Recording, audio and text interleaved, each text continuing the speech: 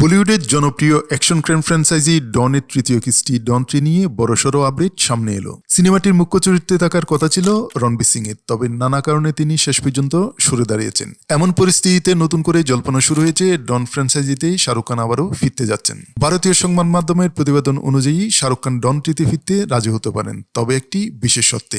বলা হচ্ছে তিনি চান এই সিনেমার পরিচালনার দায়িত্ব নেবেন জওয়ানখ্যাত পরিচালক অ্যাটলি। তার বিশ্বাস অ্যাটলির পরিচালনায় সিনেমাটির ভিজুয়াল স্কেল ও আন্তর্জাতিক ক্ষেত্রীয় আকর্ষণ অনেকটাই বেড়ে যাবে। সে কারণেই এ সত্ত্বে তিনি সিনেমাটিতে ফেরার বেশি ইতিবাচক হতে পারেন বলে সূত্রের খবর।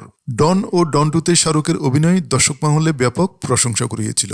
পরবর্তীতে ডন 3-তে রণবীরকে নিয়ে নতুন পরিকল্পনা করা হলেও শিডিউলের জটিলতা, সৃজনশীল মতপার্থক্য ও অন্যান্য সমস্যার কারণে সে কাস্টিং চূড়ান্ত রূপ পায়নি। রণবীরের সরে যাওয়া এবং শাহরুখের সম্ভাব্য প্রত্যাবর্তন এই ফ্র্যাঞ্চাইজিকে আবারও আলোচনা কেন্দ্রবিন্দুতে এনে দিয়েছে। তবে এখনও পর্যন্ত প্রযোজক বা নির্মাতাদের পক্ষ থেকে কোনো আনুষ্ঠানিক ঘোষণা করা হয়নি।